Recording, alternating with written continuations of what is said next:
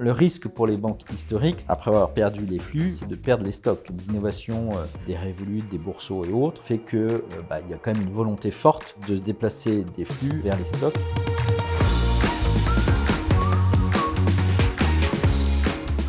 Alors bonjour Stéphane, merci de te prêter au jeu de ce rendez-vous matinal. On va parler ce matin des services financiers grand public, des changements des 10 à 20 dernières années et puis peut-être des perspectives. Alors pour démarrer, peut-être quelques mots sur ton parcours Stéphane. Moi ce que je note c'est que tu es un observateur avisé des transformations des services financiers depuis ces 25 dernières années. Oui, mais écoute, j'ai commencé effectivement ma carrière comme consultant chez Bain, notamment sur le sujet des services financiers qui m'a assez vite intéressé. Et après, j'ai effectivement été pendant une dizaine d'années au Crédit Agricole, d'abord à la stratégie du groupe, puis dans le développement des services de paiement pour le compte du Crédit Agricole. Et puis enfin, j'ai rejoint Orange Bank, d'abord comme patron du développement, puis comme DG d'Orange Bank, avant de devenir advisor pour des fintechs comme QuickSign, pour pouvoir permettre à ces fintechs de rayonner auprès des acteurs bancaires et permettre surtout aux acteurs bancaires de bénéficier de services d'acteurs comme vous. Ok, alors pour démarrer peut-être la question qui réveille au petit matin, Orange Bank, est-ce que ça aurait pu le faire? Qu'est-ce qui a péché? Qu'est-ce qu'on aurait dû mieux faire? Est-ce qu'il y avait une place pour un acteur des télécoms dans le monde des services financiers? Il y a pas mal de choses qui ont péché. Je pense qu'il y a des fondements stratégiques qui n'étaient pas forcément suffisamment forts.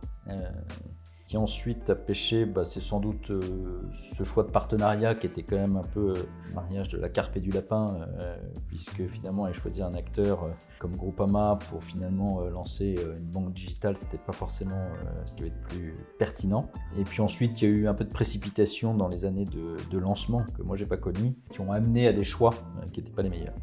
Alors, est-ce que ça aurait pu marcher? Oui, je pense que ça aurait pu marcher.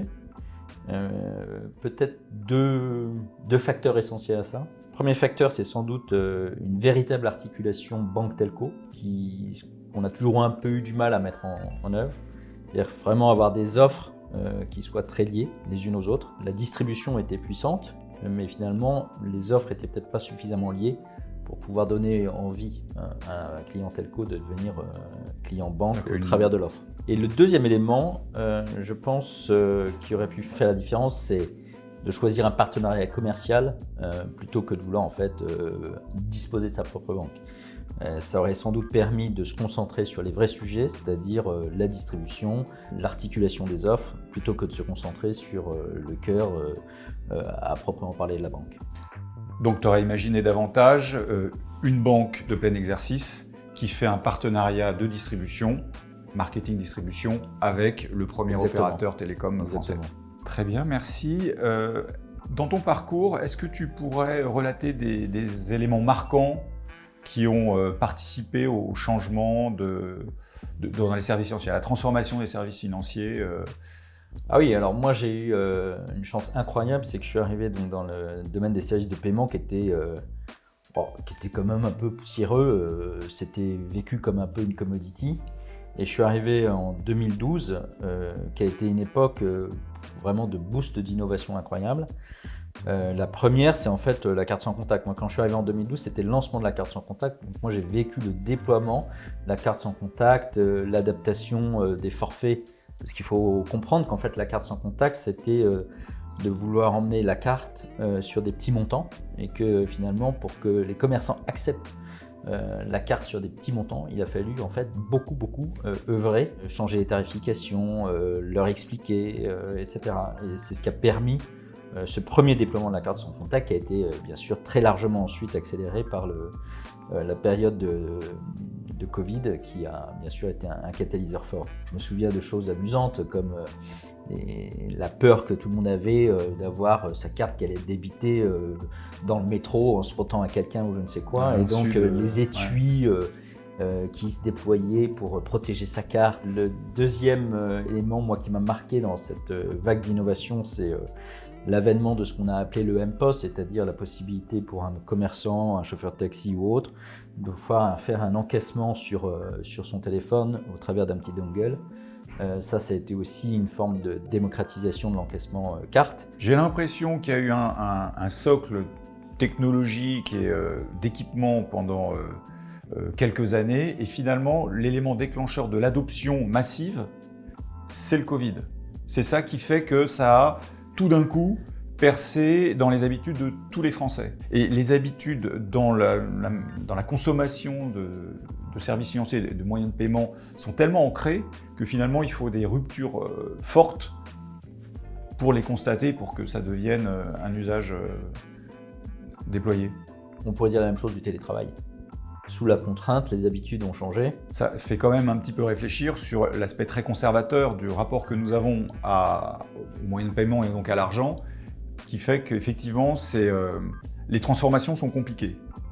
L'adoption d'un téléphone, l'adoption d'un smartphone, c'est plus simple que consommer des moyens de paiement, typiquement le paiement mobile qui est arrivé au même moment, avec le Covid. Oui, alors il y a un truc qui est assez particulier au paiement, c'est que le paiement nécessite d'être deux, c'est-à-dire qu'il y en a un qui paye et un qui est payé. Donc dans les déploiements de nouvelles technologies et de nouveaux usages, ça nécessite à la fois de changer les habitudes de celui qui encaisse et de celui qui paye.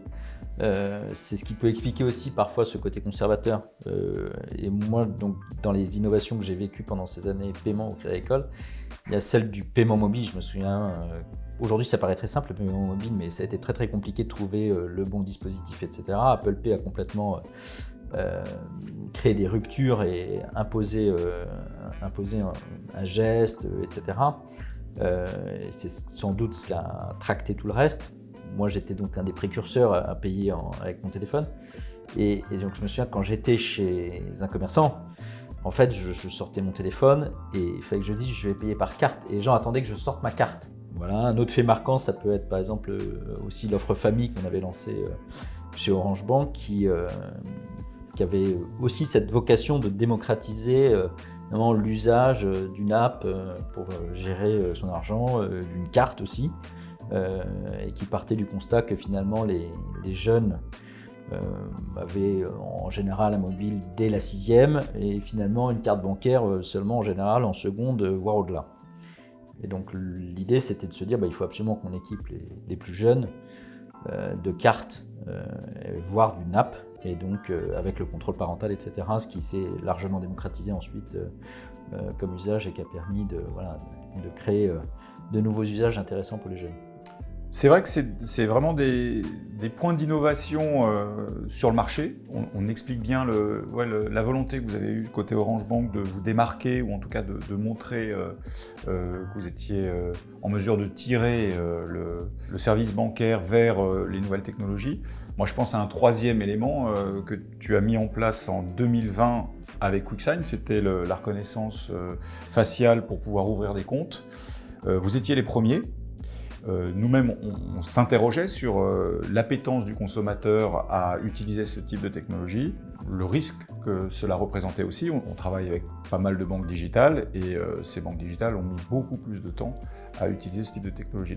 Oui, tout à fait. Alors, c'était cette nouvelle entrée en relation digitale, ça a été quelque chose de clé pour Orange Bank, qui était quand même un acteur qui ne recrutait que en ligne, ou en tout cas essentiellement en ligne.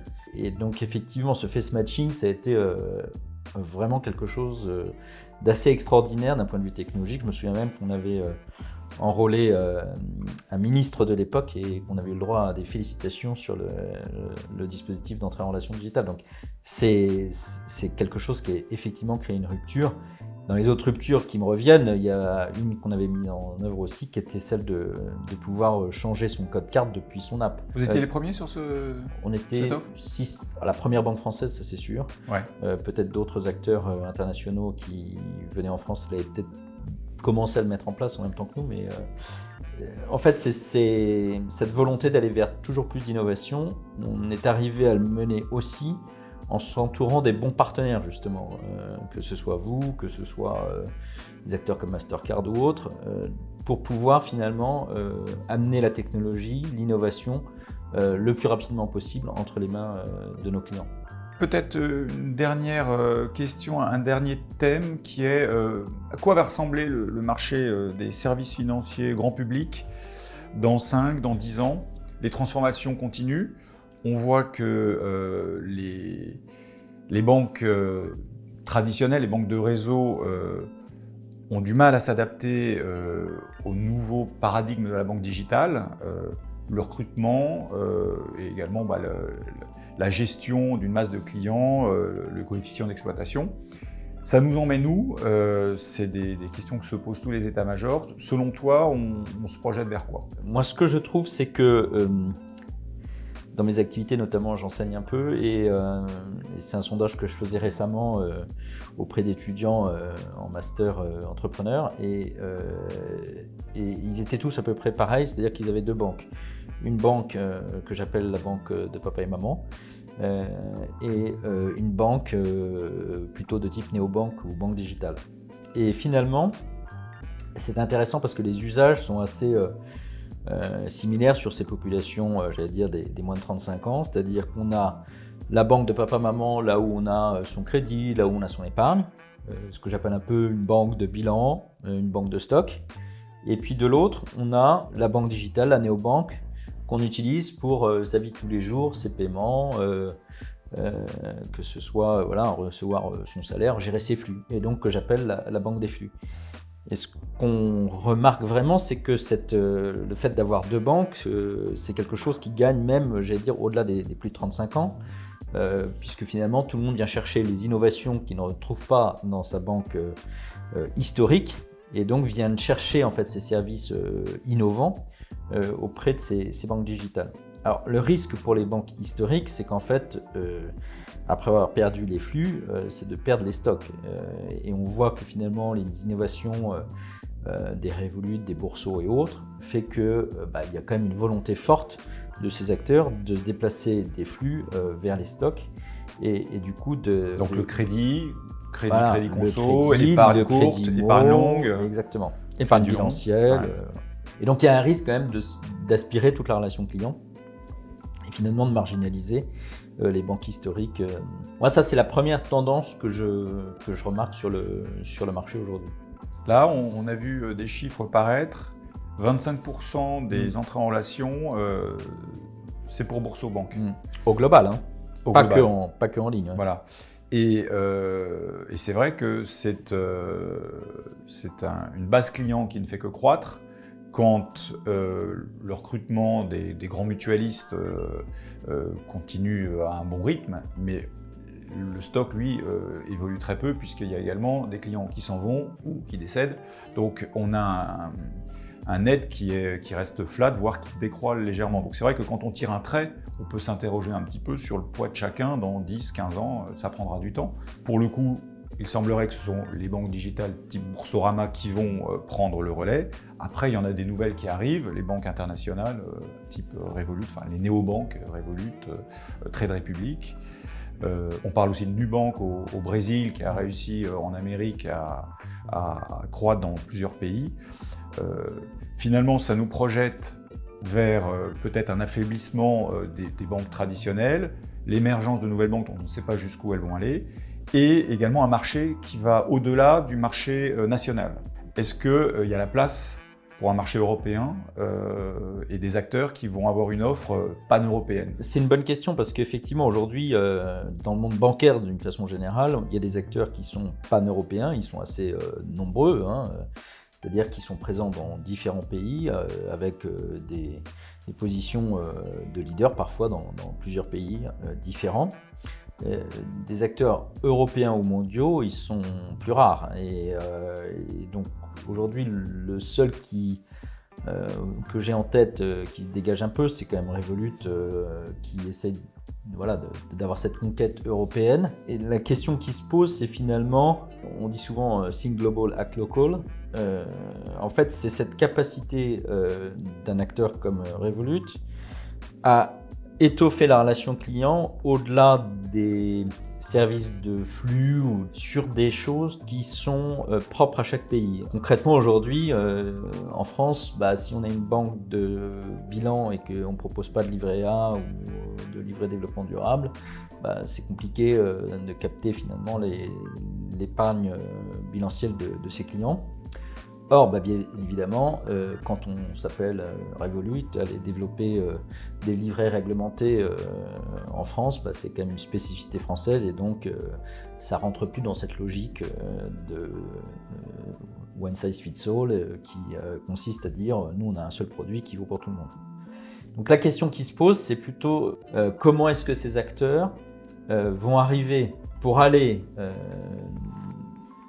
plus loin et plus en profondeur dans la relation client, aller au-delà de ce qui a fait leur force. C'est-à-dire, ce qui a fait leur force, c'est cette unité et universalité d'offres et qui les a rendus très puissants parce que finalement, il y a un effet d'échelle monstrueux.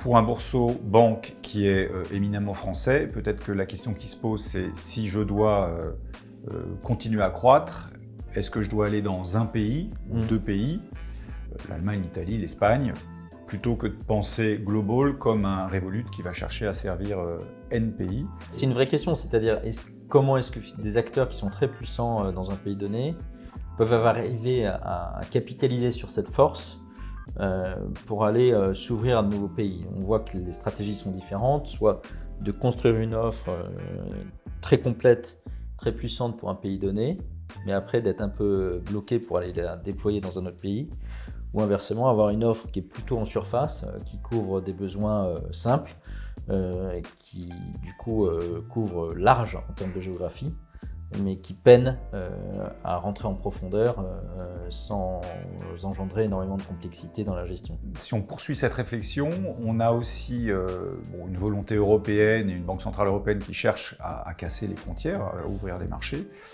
Et l'épargne européenne, pour des projets européens, de type transition énergétique ou financement de la défense européenne, ce serait peut-être des moyens pour des acteurs globaux, comme un Revolut, d'aller capter une partie de cette épargne, quel que soit le pays, et de rentrer un peu davantage dans le paysage retail de chacun des pays dans lesquels ils interviennent. Non, tu crois pas ? Tu as raison, ça c'est un des éléments. L'autre élément, moi, qui me vient aussi à l'esprit et la force du côté européen, c'est de faciliter les échanges entre les individus de pays différents. Et finalement, à l'heure du lancement de Wero, qui peine à convaincre tous les pays, est-ce que finalement un acteur comme Revolut, qui facilitera l'échange entre comptes Revolut, ne sera pas plus puissant, comme l'a été un Lydia à l'échelle française, qu'un acteur qui essaye de rajouter une surcouche. Bon Stéphane, le mot de la fin ? Écoute, on a beaucoup parlé d'innovation. Et moi, je suis très attaché finalement à l'innovation parce que je pense que c'est ce qui est passionnant finalement dans ce monde des paiements et ce monde de la banque digitale. Et quand je réfléchis à ce que sera la banque digitale demain, et quand j'essaye de me l'imaginer, je pense à ce qu'on voit apparaître notamment dans les voitures, qui est l'assistant vocal. Je pense que l'avenir un peu de la banque digitale sera sans doute quelque part par là. Je lance mon appli et là je lui dis fais un virement à tel, machin, fais-moi ma projection budgétaire. Merci beaucoup Stéphane, c'était un plaisir de te recevoir. Merci Thibaut.